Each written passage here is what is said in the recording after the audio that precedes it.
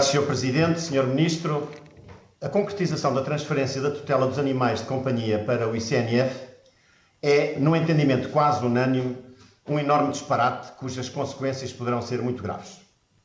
O Governo sacrificou o bem-estar animal por lobbies políticos, pela OPA constante do Ministério do Ambiente ao Ministério da Agricultura.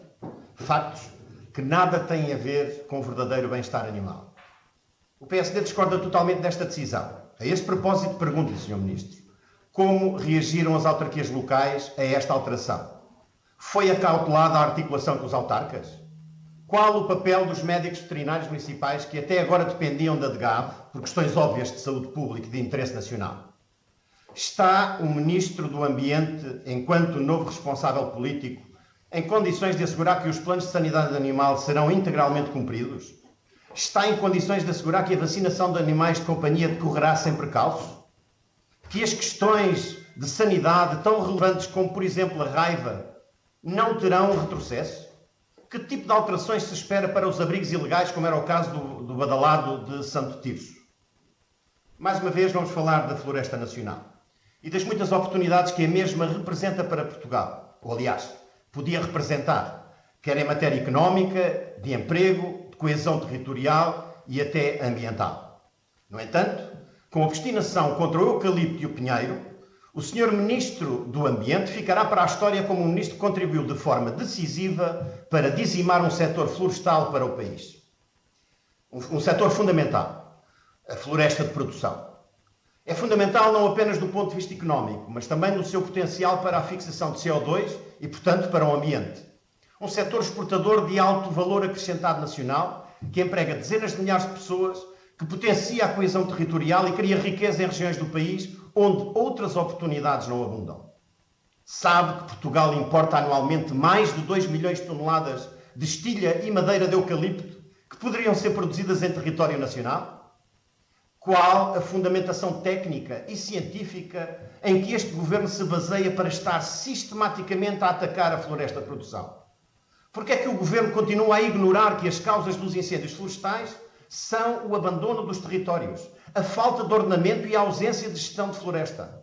Sr. Ministro, o problema dos incêndios em Portugal, como todos sabemos, não são as espécies.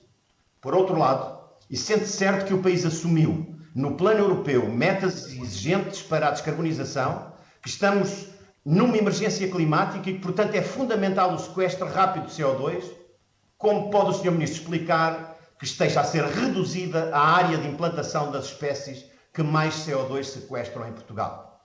Como explica, por exemplo, pela implementação de plano de reordenamento e gestão de paisagem, que falou aqui há pouco de Monchique e Silves, existe uma redução de mais de 80% da área ocupada com eucalipto e pinheiro. Sr. Ministro, afirmou recentemente estar muito satisfeito com este plano. Significa que este modelo será replicado no resto do país? O Sr. Ministro assume aqui hoje que o objetivo do Governo é acabar de vez com a floresta de produção? Os sinais são muito preocupantes, Sr. Ministro. O setor florestal continua sem respostas e sem investimentos, a não ser o que a indústria promove. A regulamentação do regime jurídico da arborização e rearborização, por exemplo, é aguardada há 4 anos. E, por outro lado, apesar do Sr. Ministro ter vindo a anunciar diversas iniciativas, como anunciou aqui hoje, de transformação de paisagem, as mesmas não são visíveis. Não passam de campanhas de cosmética, de show-off político. São anúncios e mais anúncios, pois não se conhecem resultados concretos dessa transformação. Ou, se estarei enganado, pode partilhar com esta Comissão alguns dados, algumas das medidas que foram anunciadas constantemente em hectares intervencionados. Quantos hectares já foram? E, em geral, de que forma pensa conseguir dar sustentabilidade económica a projetos na implementação de áreas florestais para conservação?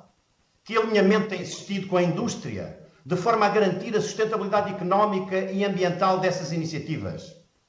Não é verdade que não foi dada qualquer resposta ao desafio de admitir plantações de novas áreas de produção, sendo que seja garantida área equivalente de floresta de conservação, assegurando o seu funcionamento?